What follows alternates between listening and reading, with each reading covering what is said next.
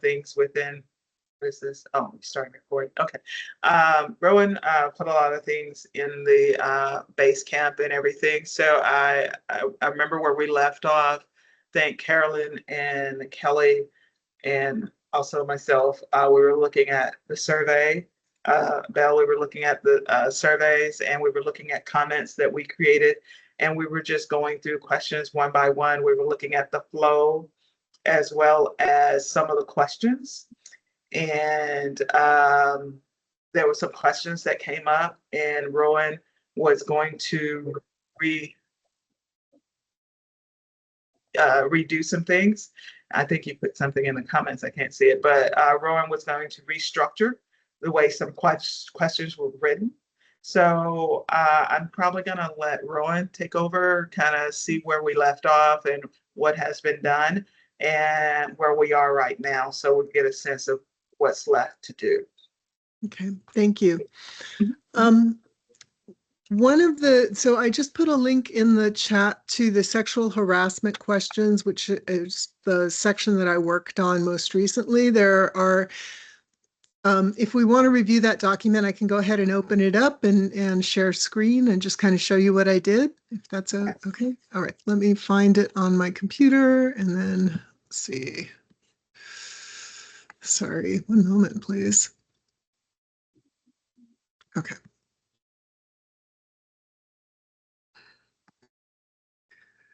Sorry, moving around on these screens.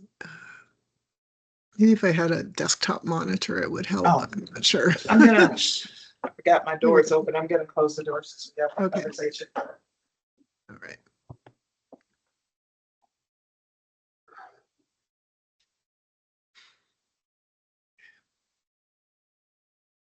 Okay, so this is what I was working on yesterday. I was trying to figure out a way that would make it really easy for you all to kind of review what I was doing. So I don't know if I did that or not. So let me know what you think. But so what I did with this particular section was kind of use this as sort of like what it might be a template. So the questions in this document ask about sexual harassment, gender-based harassment or violence, and sexual orientation-based harassment or violence.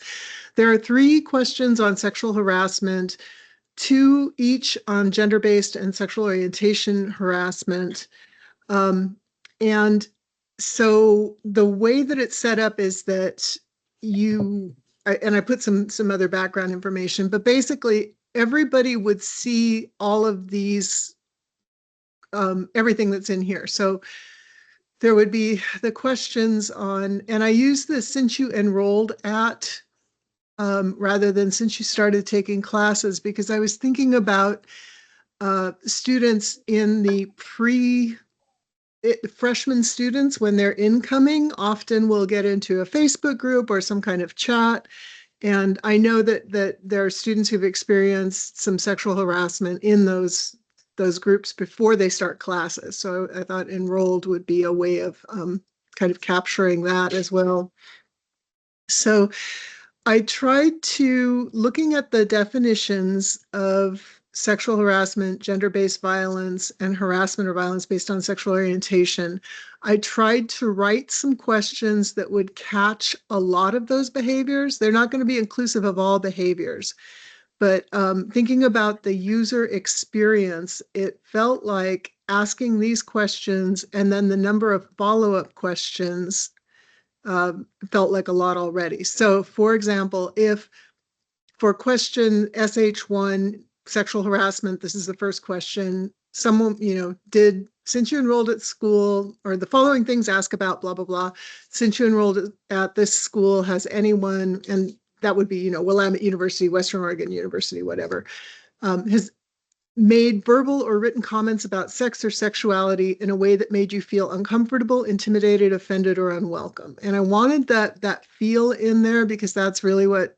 sexual harassment is about, is how you felt about the behavior, not what was intended by it.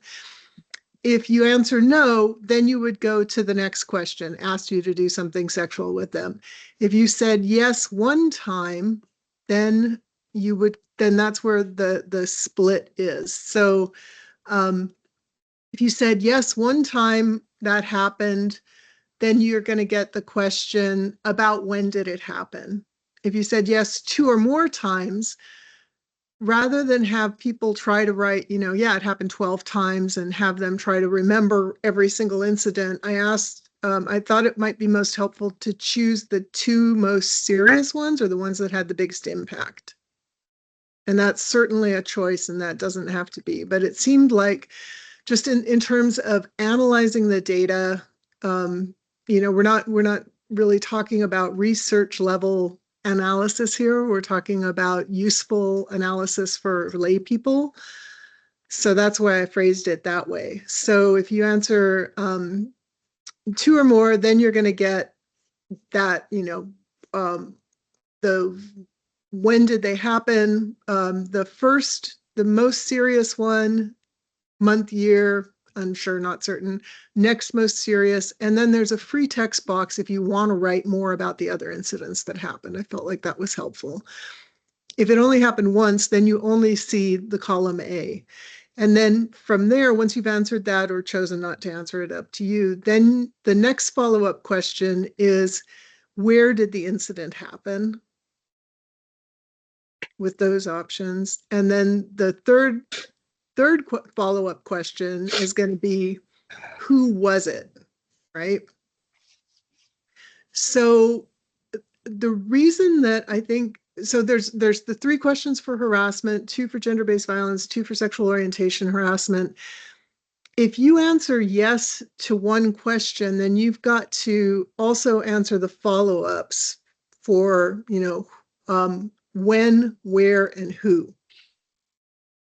Okay, that's a lot of questions. So I felt like we could certainly ask more questions, but that just felt like that was going to be really overwhelming. So that's my thinking on all of this. And I'm going to go ahead and stop sharing screen now.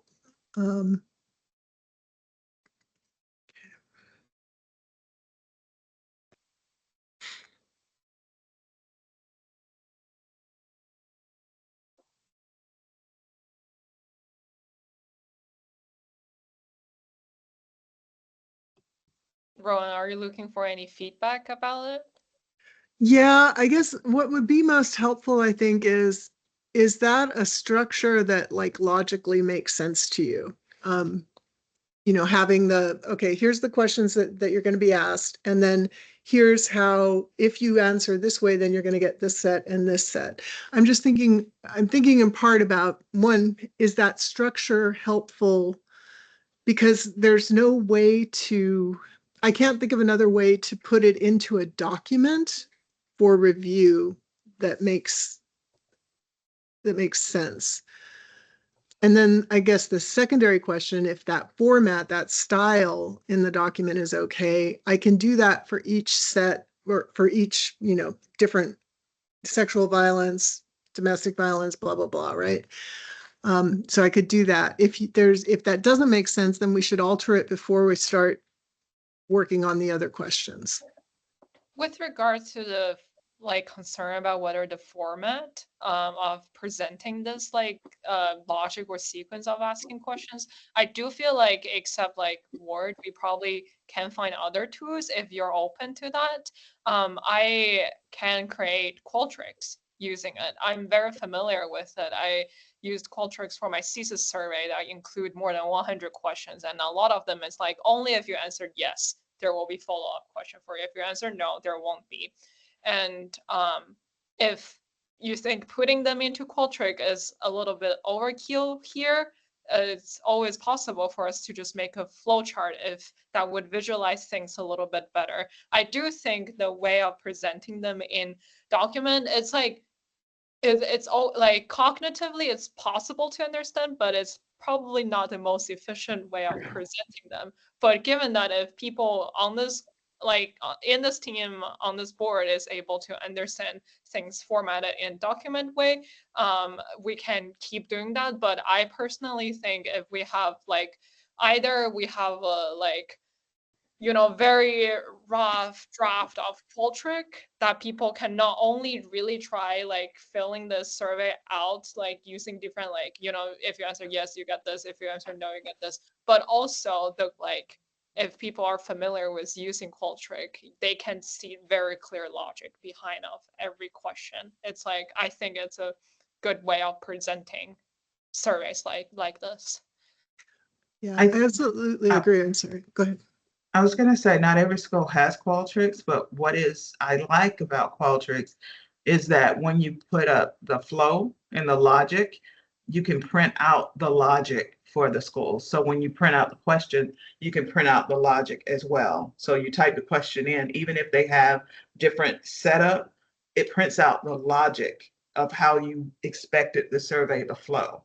So even if they have a different setup, they'll see that if they answered no, this question is only appears for people who answers no to question number, blah, blah, blah.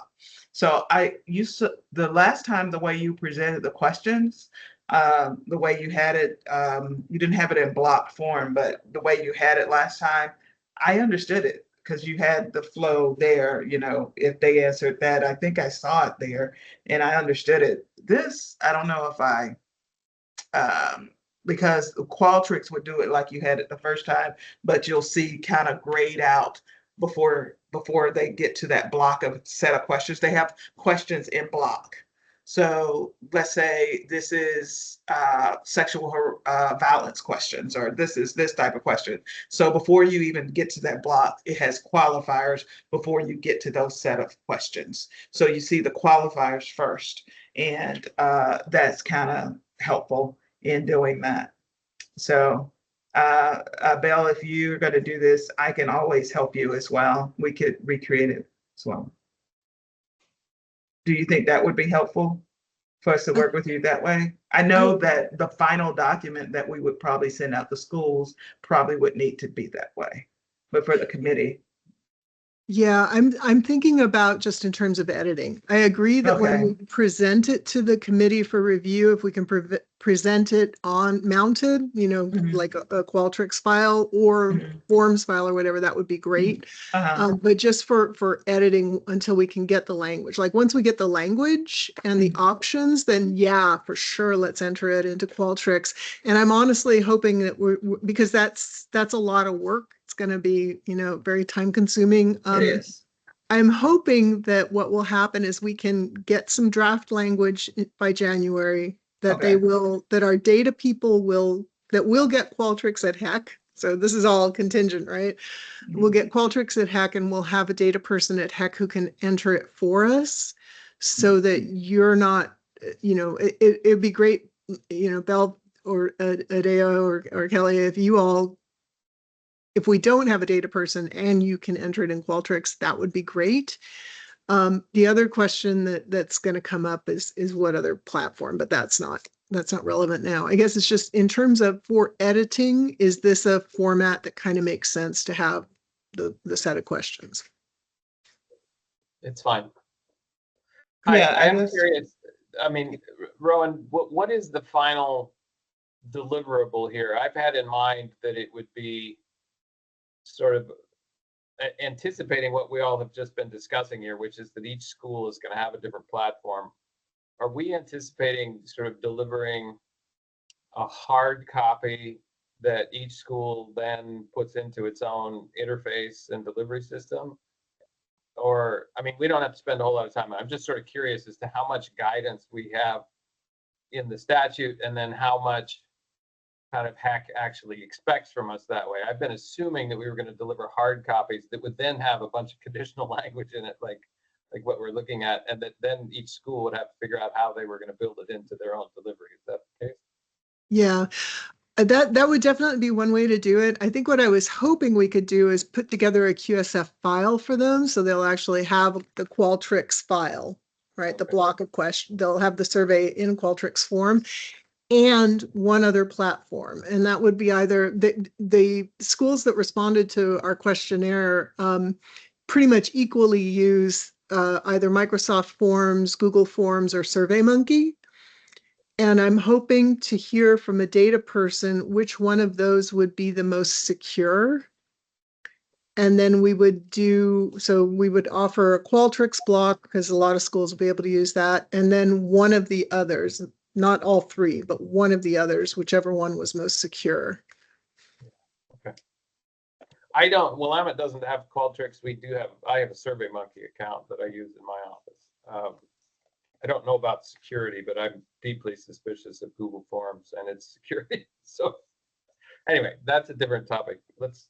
I think I'm understanding just fine the document here, so we can proceed, at least on my end. Okay. I'm fine with the document as well. Am I on mute? I don't know. No, you're not on mute. We got you. Okay. Okay. All right. Well, thank you. Okay. So the other thing so I found a whole bunch of articles from the Journal of Sex Research in July 2024 on the Revised Sexual Experiences Survey, which is the, Mary Koss's gold standard, blah, blah, blah. There's one particular article, and I think I can type the title of it in here, that I found extremely useful because it talks about why they made certain choices in how they presented the questions and the responses. And I can't link the article, I can't put the article in because I don't have permission to do that. I have asked Mary if there's a link to the article she can give me that we can put into our public materials. So I'm hoping to hear back from her. That's the name of the article, and the principal author is Koss, and it's in the Journal of Sex Research. So I know you all have access to databases. Hopefully, even if you don't have that journal, maybe your library can get it for you. But there's so much stuff in there that I thought was really helpful and really important. Let's see if I can find some quotes that I was pulling out from this. Yeah, the measurement of some of the things that they were talking about in terms of behavioral language. I'm going to share screen again just because I think this note is really helpful, and I apologize. There will be all kinds of typos in it, but let's see, where is it? Here we go. Okay.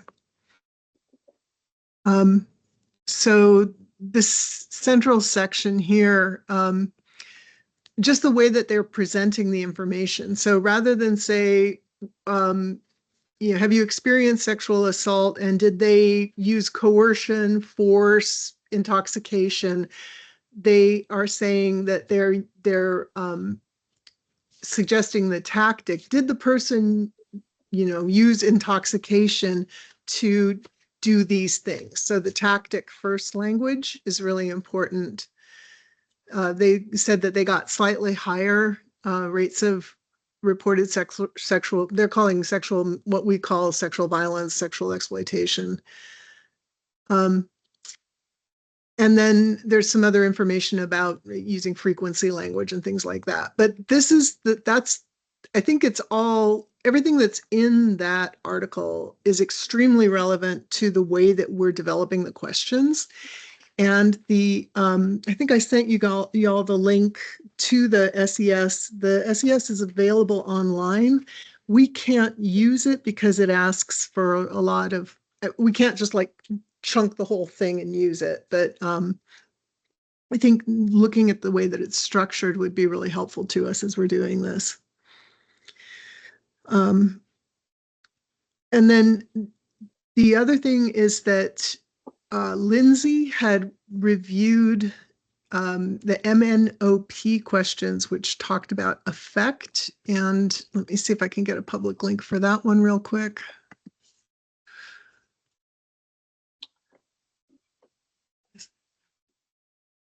So can I ask a question about the one, this one that we were just working on, ABCD? Mm-hmm. First of all, I like the uniformity of the language and the way that it goes from the sexual harassment to the GB. Why am I drawing a blank on what GB is? But that it uses the same. I mean, this all looks really good. I'm curious why we have the conditional response questions, and is it? I guess, I mean, I'm not sure that I object either. I'm just curious, why do we want to know if they can remember when it happened? And if it's more than once, I guess I'm particularly thinking about how intellectually or emotionally challenging it's going to be for somebody to try to come up with 2 dates, and is that going to be I don't know, what's the logic of Yeah. that? What are we thinking we're going to do with that information? So, so in the statute, there are, there's A, B, C, D. That's what the letters refer to as sections that are in the statute. And so in the statute, it says A is the number and type of incidents. And then B is when incidents of sexual misconduct occurred without requiring a specific date or time. Okay. So that's why we case, were asking those questions. In that case, I like the answers because they reduce it down to some pretty limited amount of information that we're asking for. So Yeah. that sounds good. That's all I needed to hear. Thank you. Yeah. I do worry that, especially that pick 2. I mean, I hate to think that anybody's going to have more than that, but for somebody who's had an ongoing set of experiences, recalling the experience is going to be challenging. Then calculating which 2 you want to actually cite a date for, it has the potential to become a fairly grueling emotional exercise that is potentially problematic from a survey standpoint, let alone a human mental health standpoint. But anyway. Yeah, no, I totally agree. And I'm not sure how else to do that, right? Yeah. Well, again, I think that given what you said about the statute, that this is pretty minimalist. So I'm fine with that. We can move on. Thank you.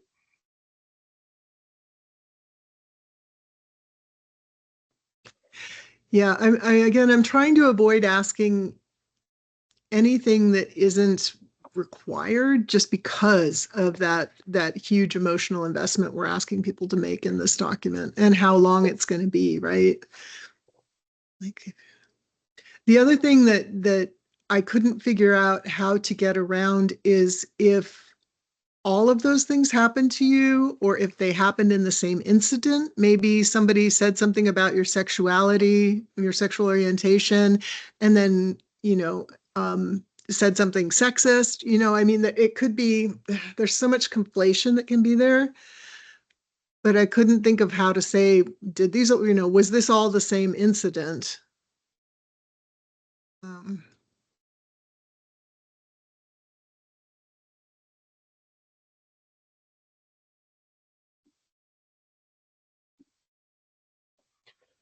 I think I actually also had that question to the ABC, the very first, like when what of the sexual misconduct happened.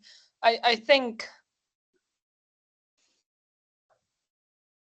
I don't know whether that's feasible, but I think if it's all perpetrated by the same person, it would like I do we want to ask how many people perpetrated this kind of things or harmed you in this way instead of the number of incidents? Or do we want to ask both? I think that is a question that I can't really see which one would be the best, because if it's just one perpetrator did many different kind of sexual misconduct to the same person, then this person needs to say basically like same thing again and again and again, answering probably like two things that did by the same person. Will it be a problem? Do people think it's a problem that need to be resolved, or it's okay if the situation is like that?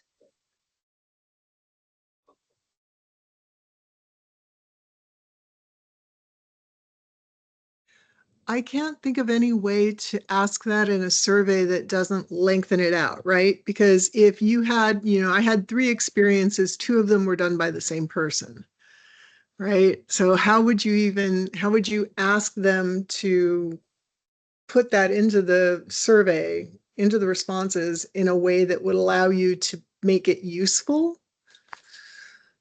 I think we need to recognize that, and this is something else that's actually in the Mary Koss article, we can't say, 70% of people experience some kind of sexual harassment, and and 20% experienced gender-based harassment. So therefore, 90% of people experienced, do you know what I'm saying? You can only say 70% experienced sexual harassment, 20% experienced gender-based harassment. You can't combine those categories.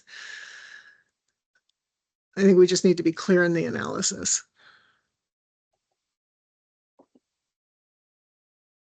If we try to not lengthen the whole survey by asking the number of perpetrators, maybe we can just clearly state at the very beginning that if one person harmed you in multiple different ways, we are like asking for the incidents, like not say don't omit because you reported one form of harm by the person so that you can't report another version of harm by this like conducted by the same person. We can add a sentence like this in order to not like miss any data that could potentially be omitted because it's multiple conducts did by the same person. Does that matter for our purposes? I'm not saying it doesn't matter, but does it matter how many people did it for our purposes or how many incidents of behavior there was?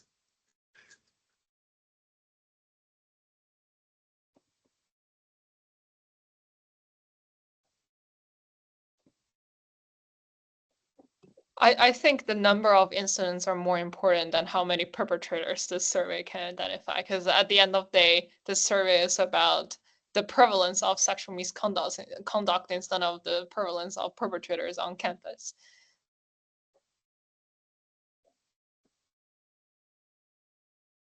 I agree. I agree with that. Have we decided anything about the when? Did we say, because if anything, I would like to know whether it happened within the school year, within the last term or the school year, or whether it happened prior,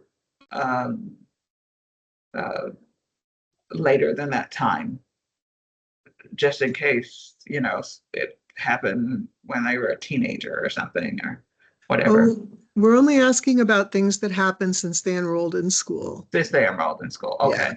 And So, we're since asking you're for enrolled the, in school, Mhm. okay, so if we, okay, never mind. So we're not asking, let me go back to that question. So we're not asking about the time? We're asking the month and year, because it said the statute says that we need to ask, where is it? When incidents of sexual misconduct occurred without requiring a specific date or time. So I said, about when did it happen? And then the month, year. Because every school has a different term, right? Mhm. Like you start school at a different time than Reed, than UP, right? Some are on semesters, some are on quarters. I felt that the month would probably be the most useful. I don't know that that's true. I've had people tell me about stuff. Well, let me see, it was around Halloween. So they might be able to go, okay, so usually people remember when it happened around another event. So it was during orientation week, or it was, during spring break, something like that. So that's why I thought the month and year would be about right. People would probably be able to remember that.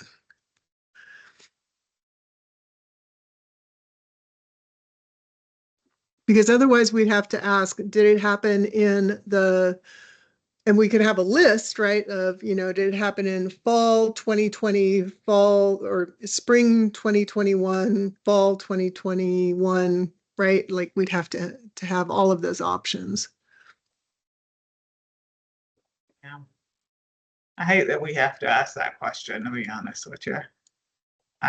Because, then they have to really think back and really, yeah, that puts them back in that incident and that, yeah.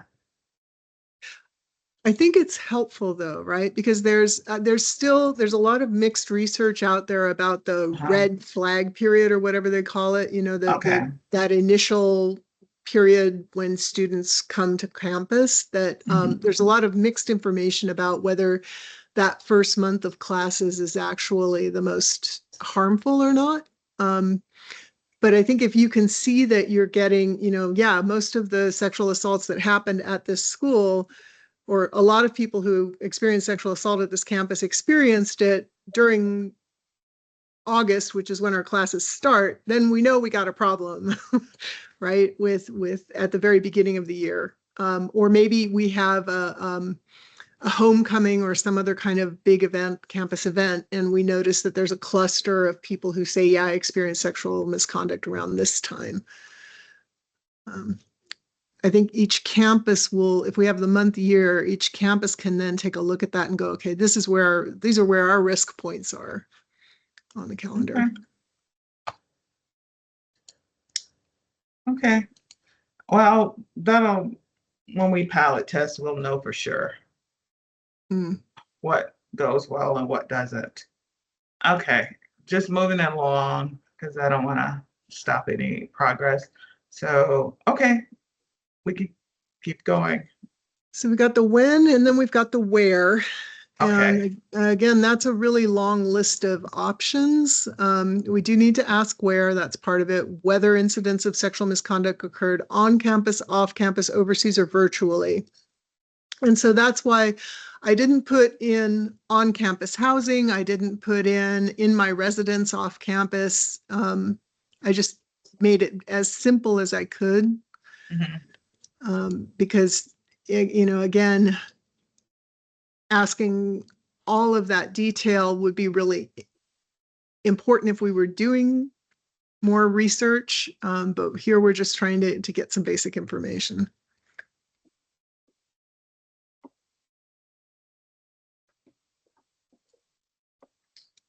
Okay. Yeah, I really want to ask about, I think one thing that we can do is with a lot of these, we can have optional questions. So for example, at Reed, where there's a high percentage of students that are residential, live on campus, we might want to ask, did it happen? You could add an option, on campus in a residence hall or something like that. But, a community college, that wouldn't be a relevant option for them. Yeah. And then the last one, who, if the sexual misconduct was perpetrated by a student, faculty member, non-faculty staff member, third-party vendor to the institution of higher education or other individual. So again, it feels like too many options, but I think it's important to the schools to know if the person who did it is affiliated with the school or not. Like the schools really want that information. Because otherwise they feel like we're asking them to be responsible for all the bad things that happen to all their students everywhere.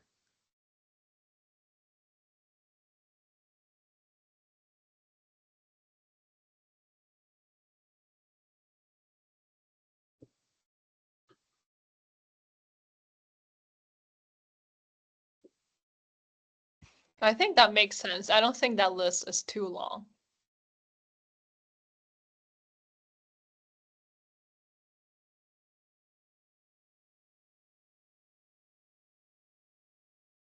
I want to say something. I want to say, should we have one question before? Like, was it someone affiliated with the school or not? And if it was, then they get that list. But I don't want to make the survey too long, so never mind. Well, no, actually, if we did that, Adea, that makes a lot of sense because then we could offer them the relevant options. Was the person who harmed you affiliated with the school or something like that? Yeah. And then, yeah. And then they get separate list. Was it a family member, a friend, or however? If we're concerned with if we are concerned with the people who are not affiliated with the school. Yeah, well, then you say intimate partner or something like that. Yeah. Yeah, no, I think that's really helpful. I think that'll help shorten it a little bit.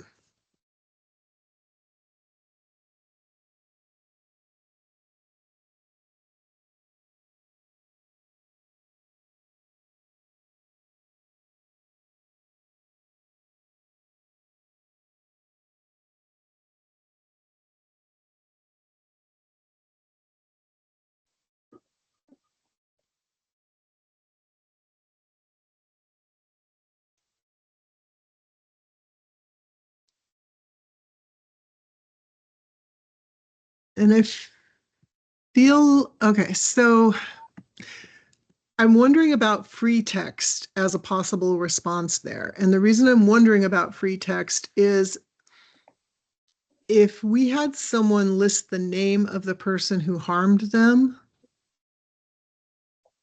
that creates a problem for analysis, because does that, if that person said,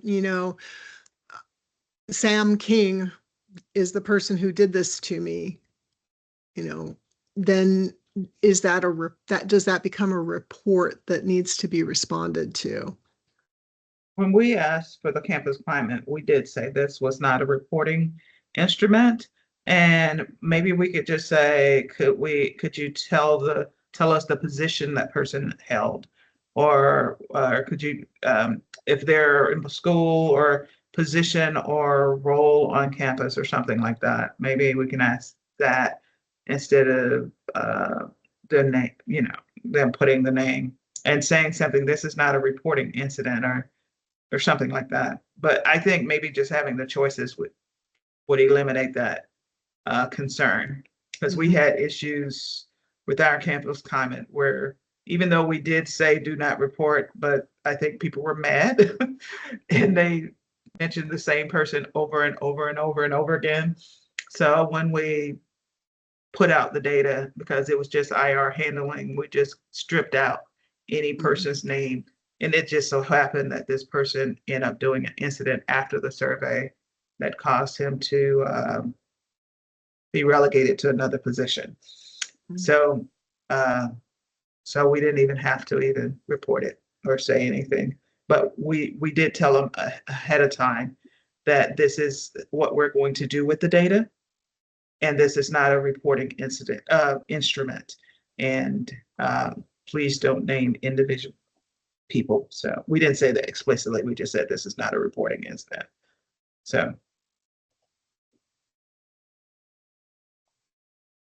And we said explicitly what we were going to do with the data. I think I'm not very familiar with whether there's any law that requires to not release any I don't think we are able to release any individual's name if their name got listed in the survey. That would cause legal problems, I think. But for the reporting part, if students want, the school can always just attach their reporting resources, how to report if I want to report a person. After I fill out the survey, I realize that there's something happened that I want to report. I think it's always the school can always add that either at the beginning or at the end of the survey, so that our survey doesn't have to also function as a reporting procedure. Another thing is that because the survey is not designed for reporting, if people report in the survey, then it could be considered as an invalid report. That would be also very disappointing for them if they really want to report something through the survey. That's a good idea as a secondary resource. Mm-hmm. If schools want to do that, if they want to do that. Yeah. When students want to do that. I think what I'm thinking about is that if this is a school that is not able to strip, if somebody, if 17 people tell me that Sam King did something bad, right? And I'm a mandated reporter at that school, right? I am required to report Title IX incidents. It puts me in a really bad position because I need to, I've got information that Sam King did this to 17 people say Sam King did this, and then I can't really act on it. So I think, and I'm not sure that every school is going to be able to strip all of the identifying data away.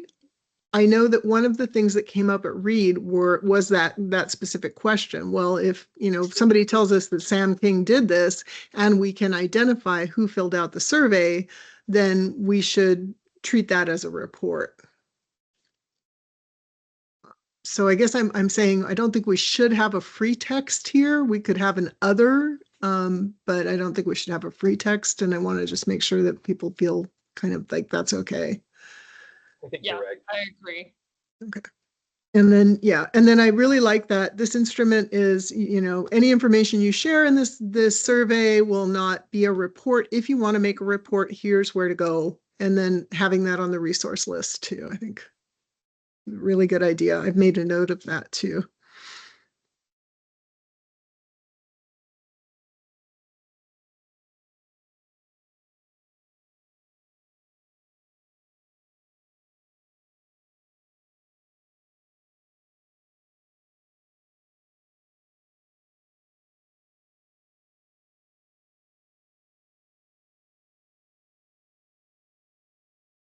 Not wanting to rush anyone, but do you feel like we could move on and take a look at the MNOP doc? Yes. Okay. Yep. Okay.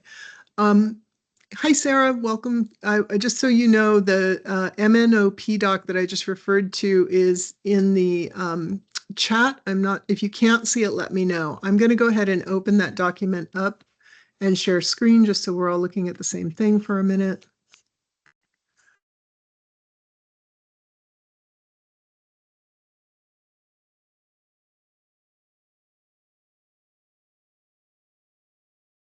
Okay. So I had asked Lindsay to take a look at this and give some feedback. And let me see if I can make this larger so that you can see the feedback Lindsay gave. She'd asked for some, so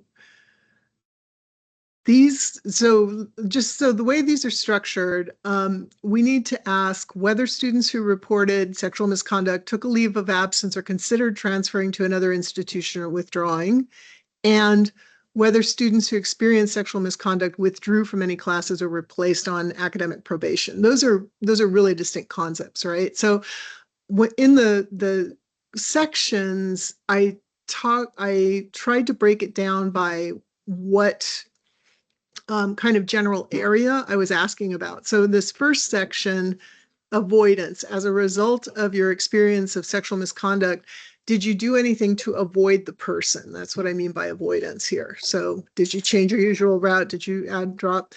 And then Lindsay said to add some language for confidential services, which I think is great. And in that introductory paragraph, we can say, you know, please remember if you need support, and then use that. But I think that rather than having that specific contact information in every header of the section of questions, we can just say, you know, if you feel like you need support while you're filling out these questions, please please click on the resource button at the top of the page.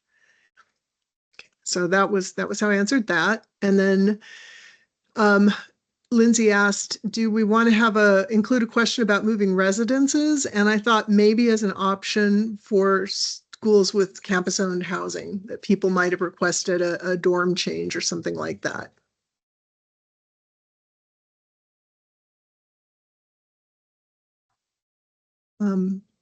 I don't know that I'm sorry, go ahead.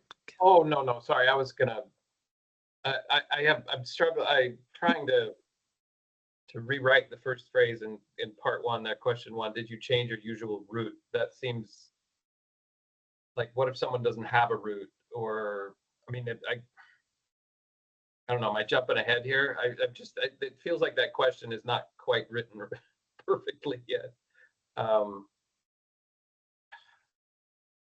Sorry, go on, Rowan. I'll think about this when I come up with an idea. Okay, propose. right. Sorry.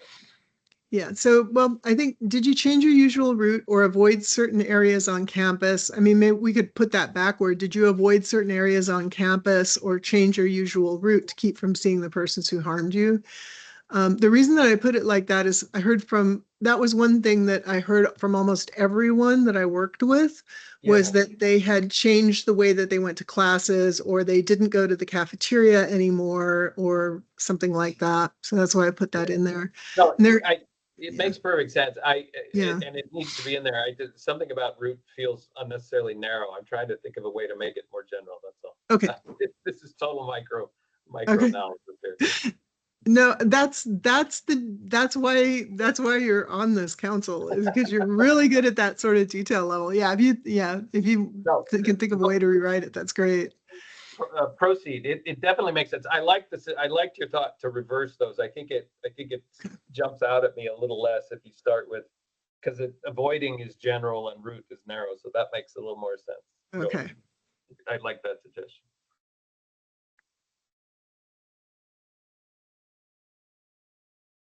Okay. All right. Thank you. Okay. And then let's see. Okay, so the rest of these questions are based in part on, my personal experience helping folks in these situations, but also on the literature around the impacts that this kind of sexual misconduct has on students. So that's why these specific questions are in there. Did you drop any classes or change your schedule? Did you stop doing social or extracurricular activities to keep from seeing the person who harmed you? Those are not necessary questions. We could leave those out if you feel like there are too many, but that's why I wrote those in there. But I think we could totally remove some of them and it would be fine. Did you end friendships or end a relationship with someone other than the person who harmed you? I think that one, I think there are a lot of people who withdraw from social groups because the social groups are like, we don't want to take sides. You said this person did this and that person says that they didn't, and we don't want to take sides. We want to be friends with both of you. And so what I found is that a lot of folks ended up not hanging out with those people. But it could say, did friendships or relationships end rather than did you end? It could be something like that. Yeah. Okay.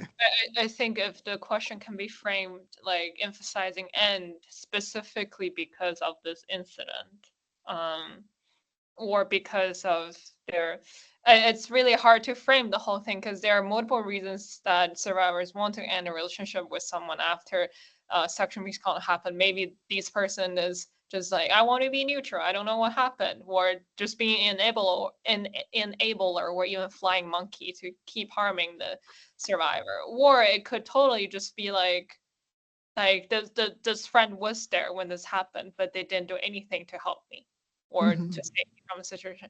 So yeah, the wording might be really tricky. I don't have a very specific good answer here, so I hope people can jump in if they have good way of framing the thing to make it more obvious, like because of the incident I decided to end a relationship or friendship with someone that I used to hang out with.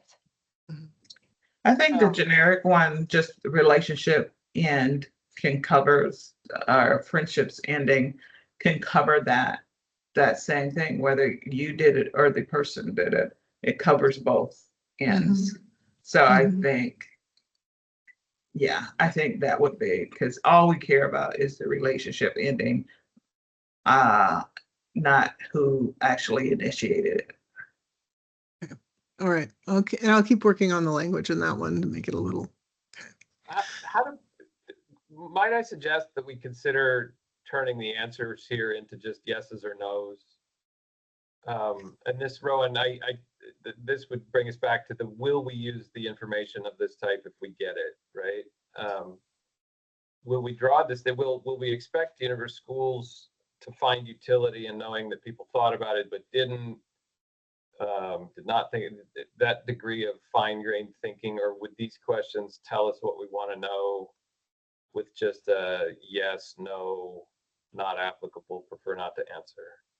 Yeah, we can totally do that. The reason that I had that specific language is because M says consider transferring to another institution or withdrawing, and I was trying to make the language consistent, but that we could just save that for that, and then we could just make this yes or no. I think that would be good. And then, Mike, if we did that, I was thinking that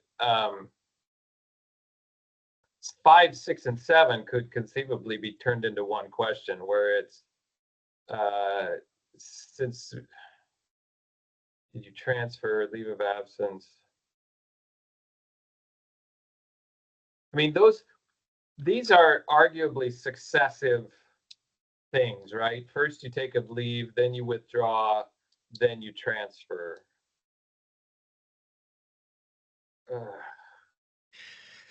And we're asking, because I'm trying to remember what the exact language is, but somewhere in the legislation, it says that this survey needs to be offered to students who have like withdrawn within the last year. So they actually have to send this to students who are no longer students, former students. So that's why we have, did you withdraw from school or drop out of school? And also because the statute is asking whether they took a leave of absence from the institution or considered transferring or withdrawing. And then whether they withdrew from any classes or were placed on academic probation. So yeah, these three could be, did you take any kind of leave of absence or? How about this? Did this experience result in any of the following? Withdrawal, well, leave of absence, withdrawal, transfer to another school. I think if we want to comply to the statute completely, we probably need to add an additional question about if you didn't do any, like, have you ever considered any of the, because the statute clearly asks that not only just whether they did it or not, whether they consider it or not should also be asked. So if we want to ask question in Killen's way, we probably need to have two questions. One is whether you actually did it. The other one is whether you considered it. I like that. Okay, so if I make that a different question, Kelly, did you take, okay, so as a result of the experience, did you take any kind of leave of absence, transfer, or withdraw? And then the responses would be what? Just check all the, if yes, check all that apply, that something like that. And how do we capture the, I considered it, I did it? I feel like it's, yeah. Well, I mean, this is where, you know, if this were the sole focus of the survey and we just really wanted to get this measured really well, we'd ask it two questions the way that Belle was suggesting, right? We would ask one is, have you considered any of the following? And then the next question is, have you done any of the following, right? But that starts to get a little I mean, how about, I mean, you could say that as a result of this experience, did you consider any of the following? Check all that apply. Leave of absence, withdraw, transfer. And then the next question would be the same, but instead of consider, it's did you do? I feel like that might make it more, I feel like that might look like the same question twice. Yeah. So that's kind of why, Yeah. you know, did you take a leave of absence? I did not think about it. I thought about it, but did not do it. I did it. Yeah. Are these all separate questions, or, because I'm just thinking about how Qualtrics is set up, how you can do something like a matrix, and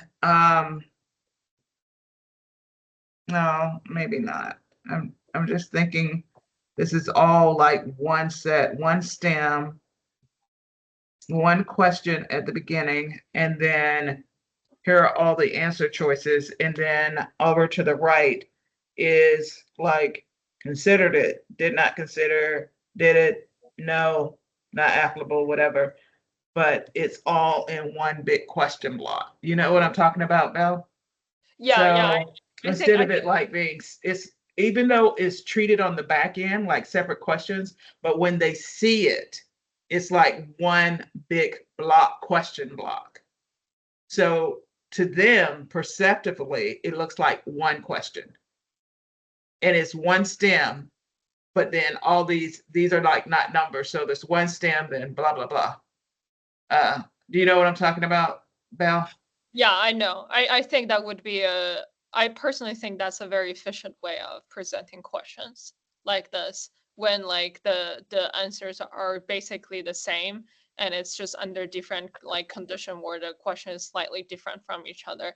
Really, like a matrix is a really good way of presenting them. And it also actually, I think, saved a lot of cognitive energy for people to fill out the survey. Yeah, it made it faster. Mhm. So it would look like almost,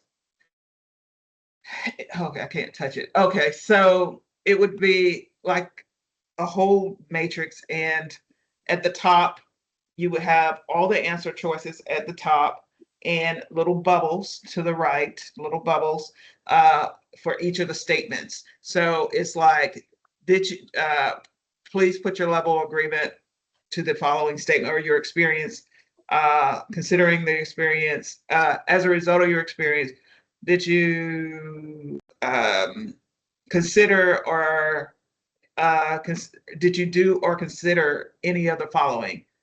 Write them all down. And then the choices. I considered it. I did it. No, it's not applicable, please. Mhm. I think that makes a lot of sense. I think that the way that the survey gets formatted Yeah. is really, really, really important. Yes. I'm wondering if we want to keep working on getting the wording right now, but Well, I consider, I think you should see consider, or did you do or consider the following, list them. And then the end at the comments are the choices they have with, I considered it. I thought about it or whatever. I considered it. I thought about it. I did this, blah, blah, blah. okay. All right. So But that's I my think, that's my thing. Anybody else can chime in. yeah. So getting back to just the questions, are Okay. there two, so, thinking about the options, I think is important, the yes, no, I think that makes a lot of sense. We'd just break this into two sections, but Mhm.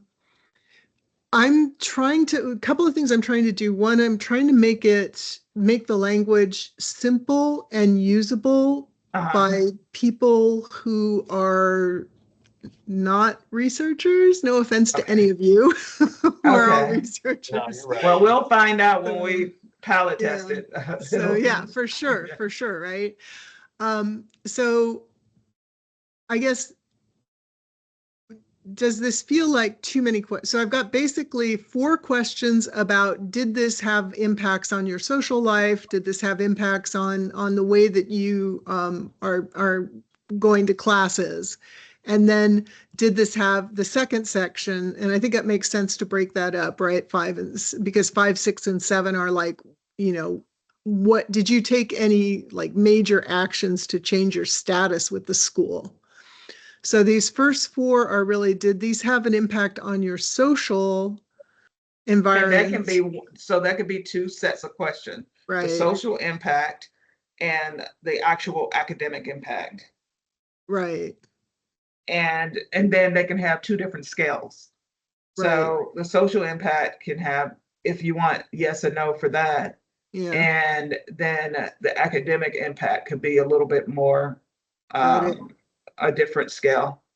Okay, okay. So what I would do then would be I would take questions 1, 3, and 4. That would be the social. And then I would take questions 2, 5, 6, and 7, and that would be the academic Yes. or the academic status. Yeah. Right. Okay. Academic impact. Sorry, academic what? I was just saying academic impact. Yeah. Sure. Yeah.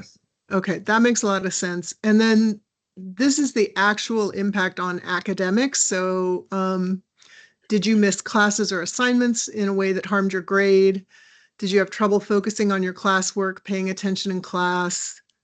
Was your grade point average lower after the incident? I'm not asking, was your grade point average lower because of the incident? I'm asking, was it lower after the After the incident? And that's a really deliberate choice. Does that make Yeah. sense to folks? Yeah. Okay.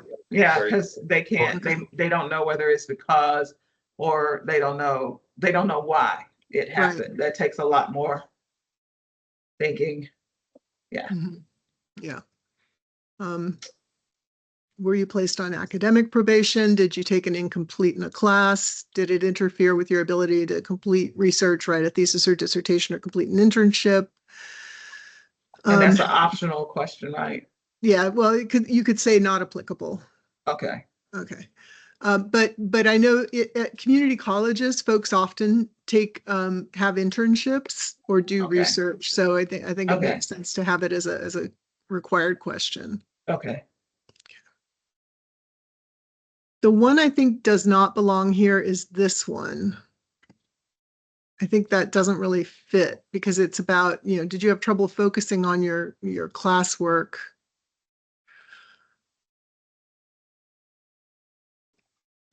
I don't know. What do you all think? Because the others are like very concrete. Did you miss classes? Did you, I think it would be fine if it was like maybe the first one. Remember, we were talking about flow and order. Mhm, Maybe mhm. put that as the first thing that they have question focusing. Then maybe start talking about did you miss classes? Did your grade point average get lower? Did you take a incomplete in a class? Are you in academic probation? Things like that. And then so it could grow from not so serious to more serious things here. Mhm. What do you think, Kelly? Or Belle, whichever one. I agree. Who said that? I said Belle. it. Oh, okay. Belle. Okay. Okay. Yeah, that makes sense, Adea. Your suggestion was to move what is currently question 2 up to the top of the list, right? Mhm. Yeah. Top of that section block. Right. Yeah. Just that Yeah. that list. Yeah, I think that makes sense. Yeah. I think Rowan's question is still relevant though, which is that's an open-ended almost. Yeah, but I would, even if they did not miss a class or anything, I still would want to know that they have trouble focusing. I think it's an important thing to say that it was an impact that registered with them. Maybe they got help, or maybe because some people, like, I'm a little different from my mother. She grieves a different way than I grieve. My mother works, when things happen to her, she just throws herself into work. Me, I throw myself into food, movies, TV, any kind of things that distract me. But her, it's work all the time. So for her, she would not miss a class. She wouldn't miss anything. In fact, she would just go into it like full time, and she would not talk to anyone, and she would go internal. So I'm totally opposite in how I deal with things. Yeah. So I'm the type of person who GPA would probably it would affect my GPA. I would probably answer yes to this. For my mom, it wouldn't attend class. Maybe it would lower her GPA a little bit. I don't think she would make it affect her forcing her to do academic probation, but it would, that first question, definitely. Yeah, I agree. I would move it up. Rowan 1 and 2 in their current positions both should end the same as 3, 4, and 5. That is to say after the incidents, I think.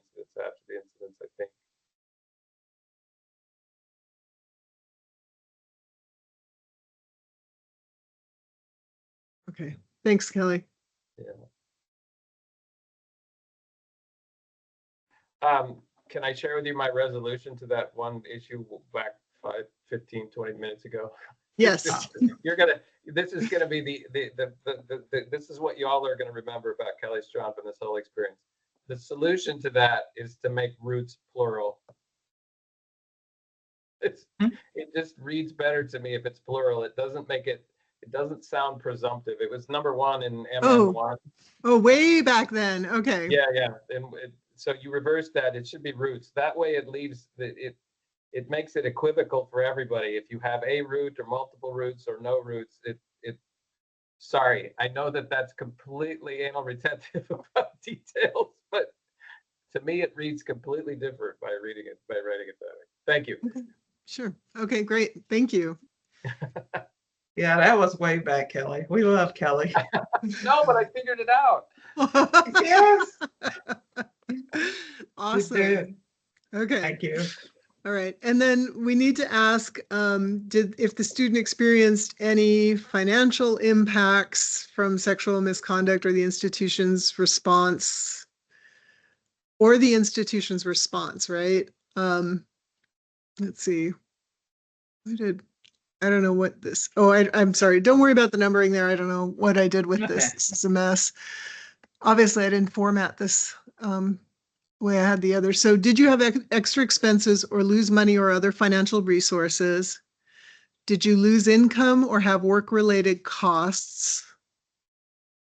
And then those are the options there: missed work, not able to go, afraid to go, reduced your hours at work or changed your schedule. And these could be, select all. And then Lindsay said, quit or lost a job. And I agreed. I thought that made a lot of sense. Did not take a job you were offered. So that's the work-related costs, right? So that could be on campus or off campus. And then did you have extra transportation or travel costs? So these are the different categories of costs, right? Did you have extra expenses? Did you lose income? Did you have extra transportation costs, extra educational costs?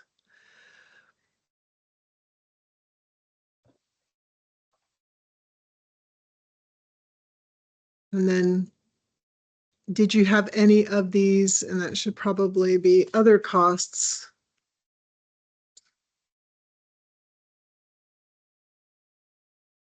Are we gonna offer free text? Oh, at the end. That's what it is. Yeah. But we're not gonna offer at each question. I guess at the end. Okay, never mind. Yeah. Yeah. free text. The reason that I didn't is thinking again about analysis, right? Yeah. And if we have things that are like fairly specific categories, that makes analysis a little bit easier than saying, they slashed my tires and that's, that was it. So,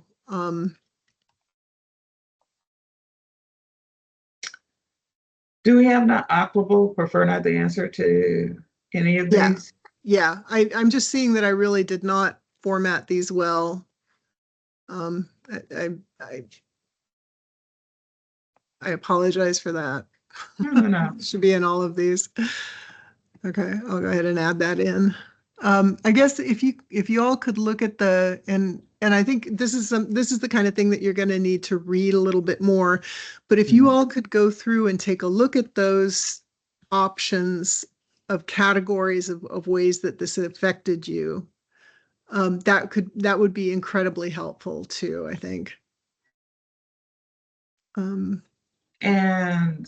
Mhm. who are gonna get these questions? People that said yes or no to something? Everybody who experienced sexual misconduct They're is going to get these questions. Yeah. Okay. Yeah.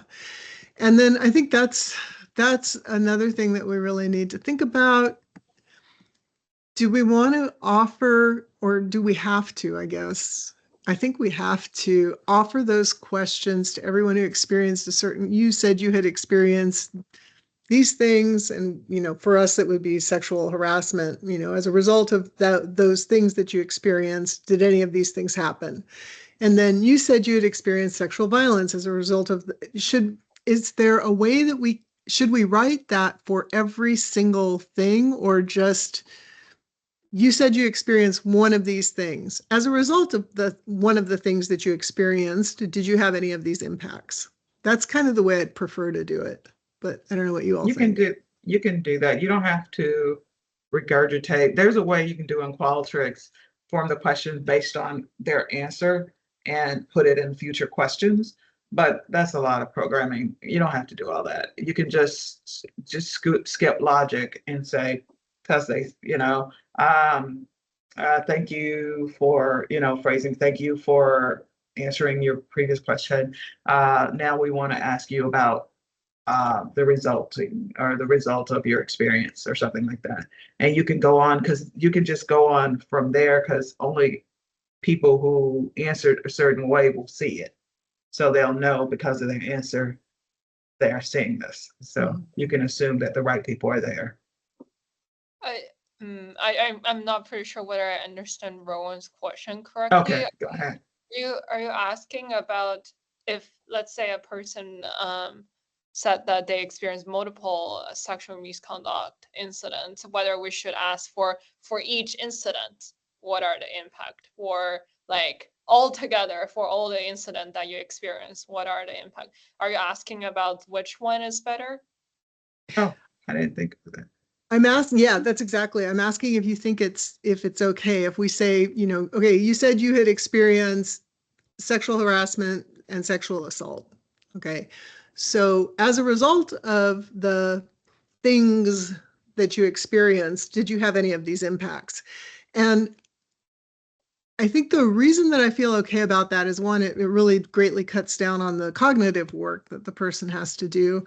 But two, it doesn't require them to say, well, I left because of the sexual assault, but I didn't leave because of the sexual harassment, right? It doesn't require them to break it out. It's just, and then we could say something, and then in analysis, you could say, of the people who experienced sexual assault, 70% of them said that they had dropped out of dropped out of an extracurricular activity or something like that. You wouldn't have to say that, and would that be right? So of the people who experienced sexual assault, 70% said that they had blah, blah, blah. And then I guess that's kind of why, as a result of the experience, it sort of bothers me, because then it looks like it's causal. When we cannot claim any causal relationship in this survey. Yeah, I think that is something I don't know whether Kelly is able to answer. I'm not an expert about like any kind of like data analysis about this kind of survey can yell any causality. I don't think so if it's not like launched. We can say that it's like there's time. And anyway, I like, okay, sorry. Go ahead. Yeah, I'm sorry.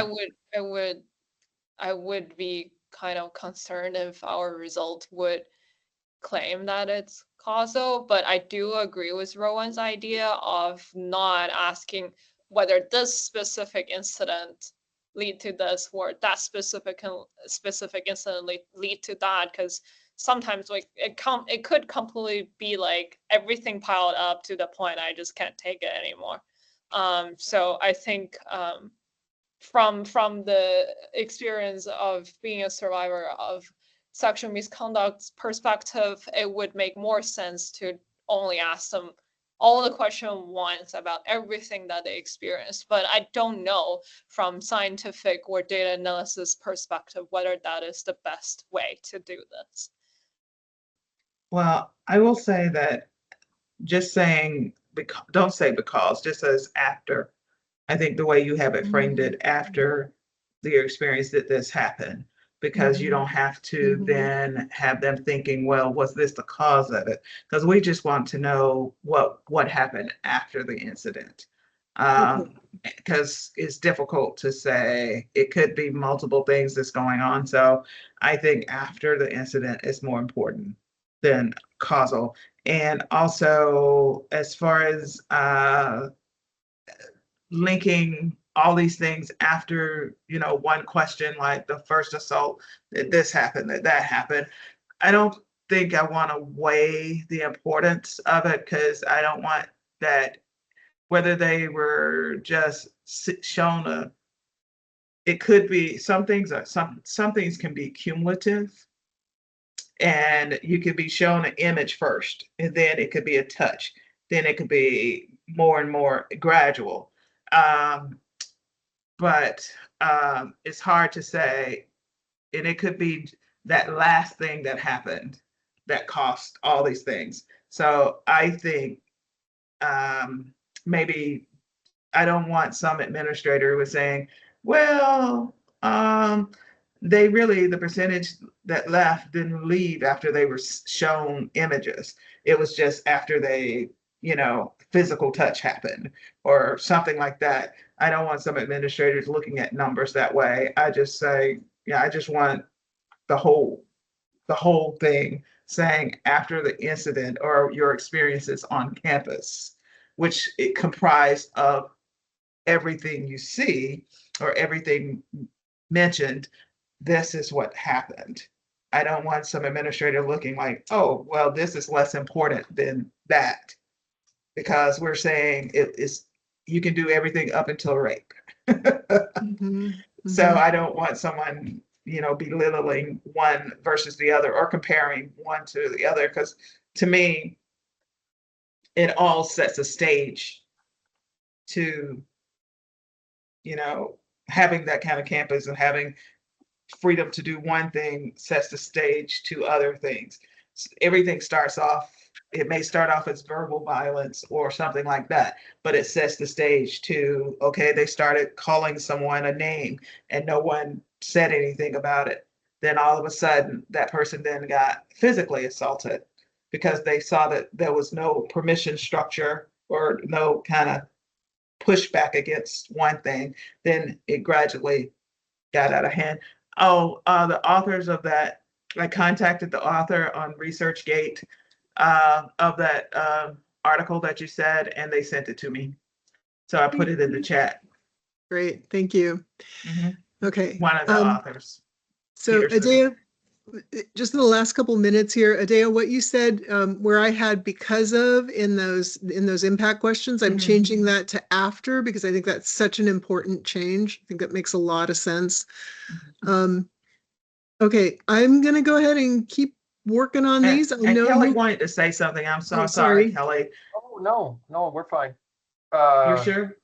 Yeah, I agree with all this. I think it's really important that we not invite people to assign cause and effect, but that's what you all have been saying. Like,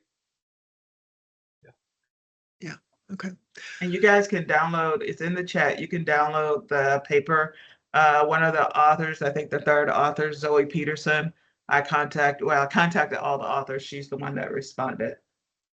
Awesome. Thank you so much. Okay. Okay. All right, folks. It's 2:30. I want to respect your time. I want to wish you all like really, really happy holidays. We won't see Yes, you. happy You too, holidays, Rowan. Kelly, Yeah. everybody.